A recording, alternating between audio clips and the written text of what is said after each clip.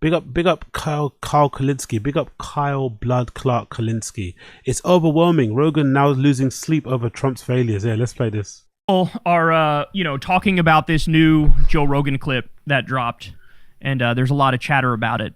But basically, what you're going to see here is he kind of says he's losing sleep over how unstable everything is right now under Trump. I mean, that's what he says. That's what he says. It's a very short clip. Let me play it for you, and then we'll react to it. Here we go. It's overwhelming me. Like, sometimes at nighttime, like, I can't wind down. Yeah. This is like, there's too much news. There's too much fucking madness. We're about to go to war with Iran. I know. Like, everyone's eating beef jerky and pizza. Like, what are these files? What the fuck is pizza? I know. You know, who? What he's alluding to there is that in the Epstein files, there appears to be, at certain points, they're talking in code, where they mention beef jerky, they mention pizza, they mention grape soda, they mention Chinese cookie. What's interesting is that there's so much non-code where they talk about grape and torture and all sorts of horrible things. And so it's weird that like a lot of it is no code, and then there appears to be some code sprinkled in there. It makes you wonder, like, what is this stuff code for? Is that like the cannibalism shit? I don't know. But that's what he's referring to when he brings that up. Let's keep going. Beef jerky and pizza. Like, what are these files? What the fuck is pizza? I know. You know, how far does this go? How come this never got released before? Like, what is happening? So he's now losing sleep. He can't wind down, can't sleep at night because of, how crazy the world is now. You'll notice something there.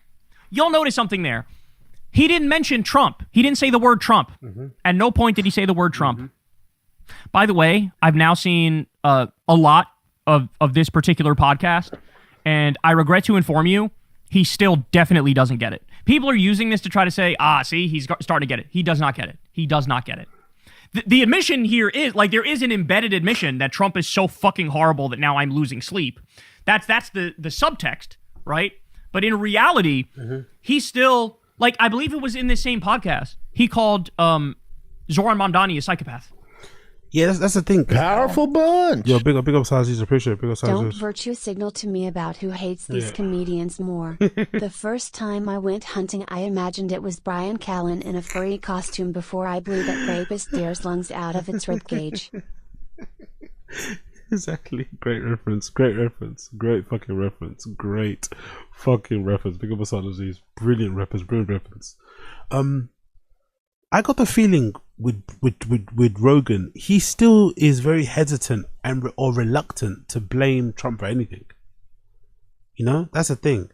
That's what's making him quite insufferable. He's very quick to level blame towards people, his opponents, let's say, right? The liberals or people on the left, right?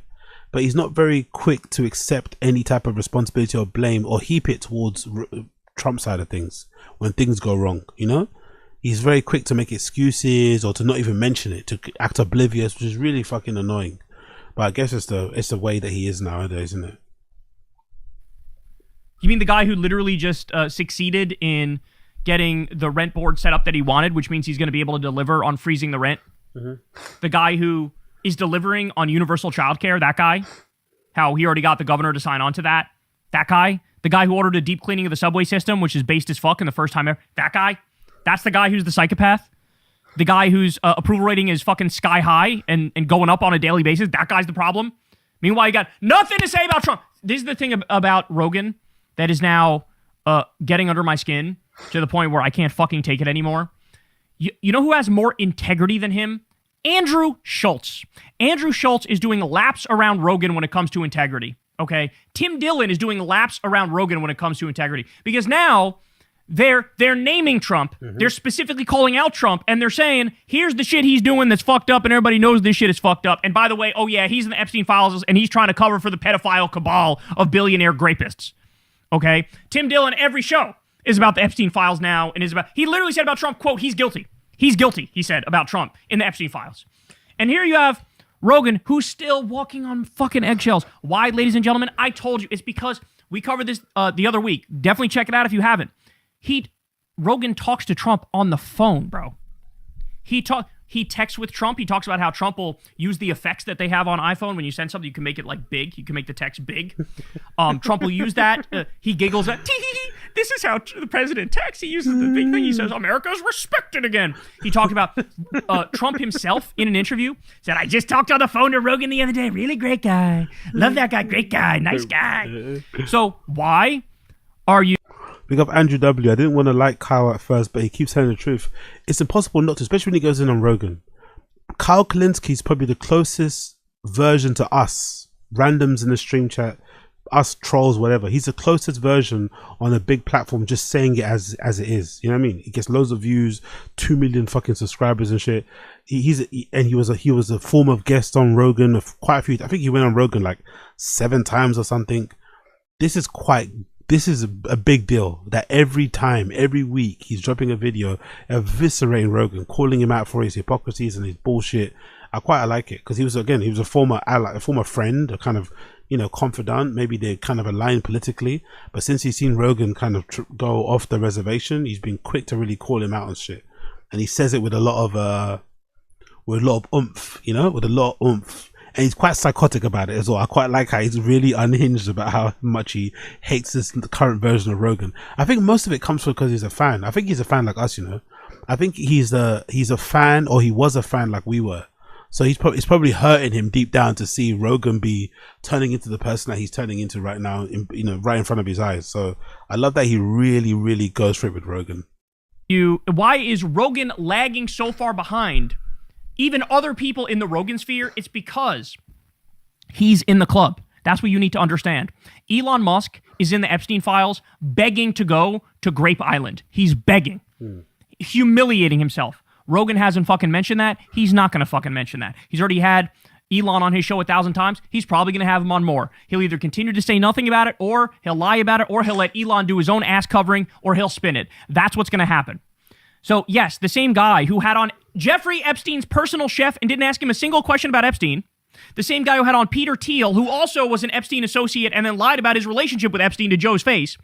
He had on everybody in the Epstein network, has them on, lets them whitewash their reputations, lets them lie, lets them do fucking right-wing propaganda, okay, and act like they're not massive frauds, which they are. That guy, the guy who had on J.D. Vance, the guy who had on Donald Trump, the guy who, remember this? Let me show you this. Remember this? The great and powerful Elon Musk. If it wasn't for him, we'd be fucked. He makes what I think is the most compelling case for Trump you'll hear, and I agree with him every step of the way. For the record, yes, that's an endorsement of Trump. Jeez, that tweet, man. That tweet broke so many hearts. That tweet broke so many hearts, especially mine.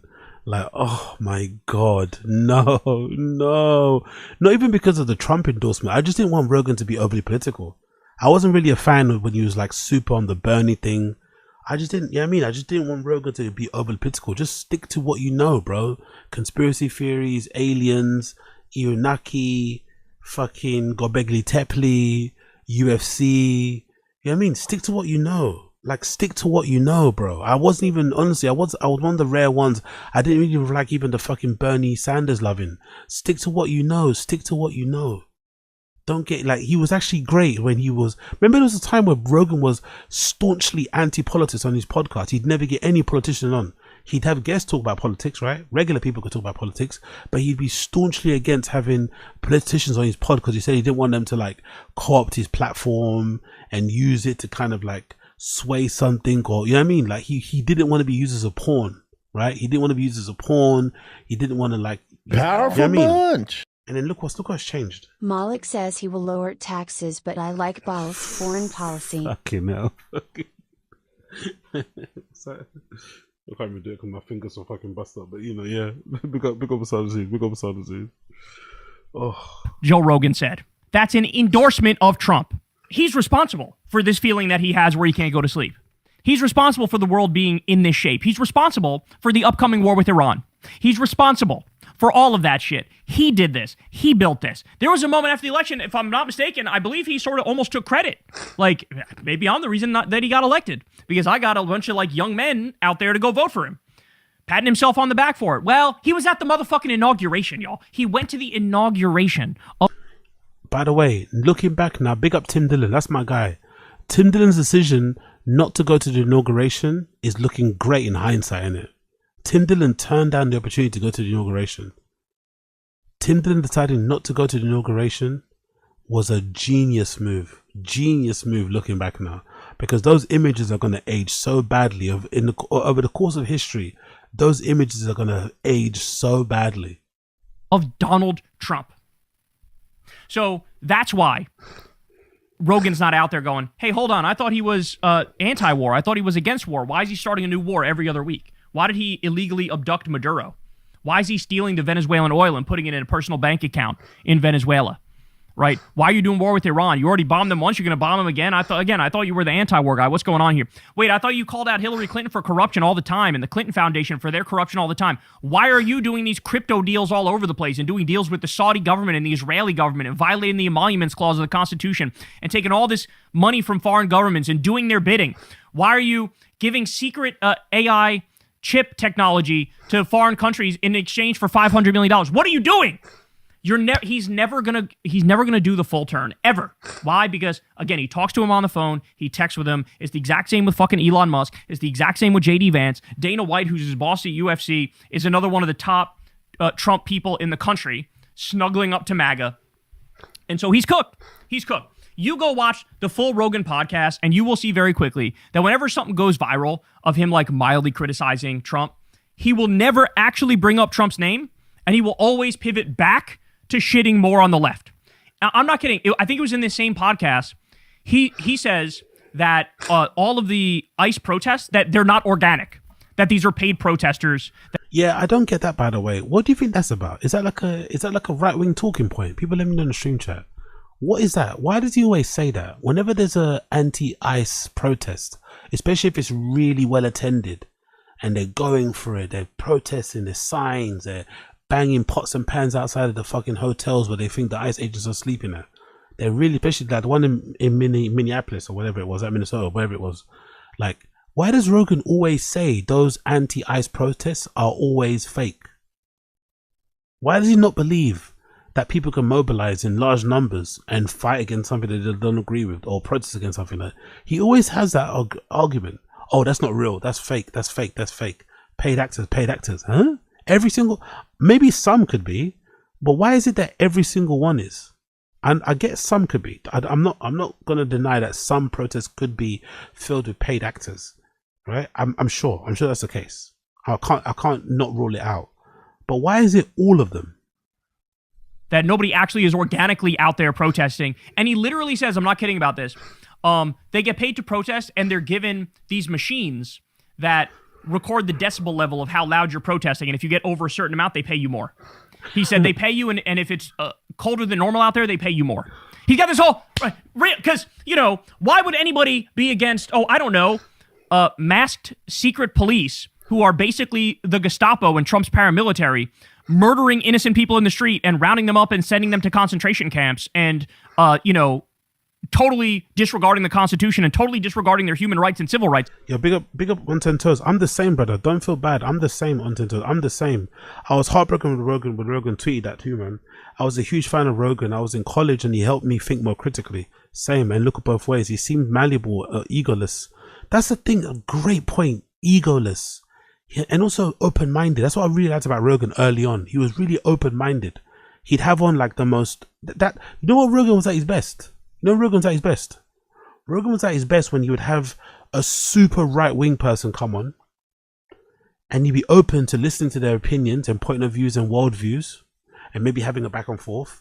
He'd be super open. Remember when Rogan would have like anti-drug advocacy person, people that didn't believe in like weed being good for you, debate.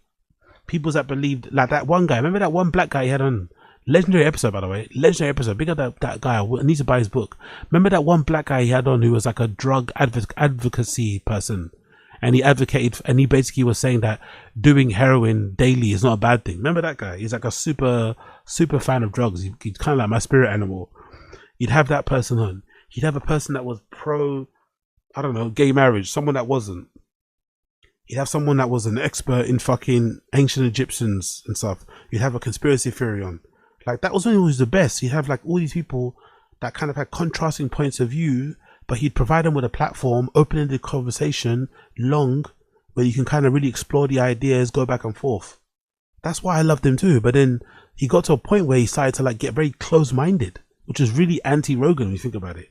He started to get very close-minded, started to get very, you know what I mean, like, had the same people on. It became a bit of an echo chamber. Like, what the fuck is going on?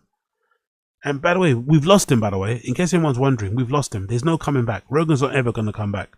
Whatever version of Rogan we have, enjoy it, because it's only going to get worse. As time goes by and as richer as he gets, as older as, because people always say the older you get, the more conservative you get, right? The older you get, the more conservative you get. So it's, if you're thinking he's going to have a come to Jesus moment, it's never happening. Why would anybody naturally want to protest that? Obviously, nobody really wants to protest that, and they have to be paid to go out there. This is how far gone this guy's brain is. He's saying it's fake protests in the midst of this country plunging into fascism at a rapid pace. Okay? This is how far gone he is. So, sorry, Joe, but, you know, Andrew Schultz and Tim Dillon are still way ahead of him, and I haven't even fully forgiven them. Okay? So, people are out there are in different places about that question, but I haven't even fully forgiven them. Never mind fucking Rogan. He's never going to tell you the whole truth, ever. But Trump is destroying this country, and he will not say that to you in a straightforward way. He will always redirect and make it about the left is bad, okay? And so I'm telling you, take note of it, because there will be more clips in the future that go viral of him like mildly criticizing the Trump regime, but notice he never mentions Trump when he does it, ever. Big up Carl Kulinski, man. Big up Carl Kulinski. Brilliant video. Big up Carl Kulinski. Big up Carl Kulinski.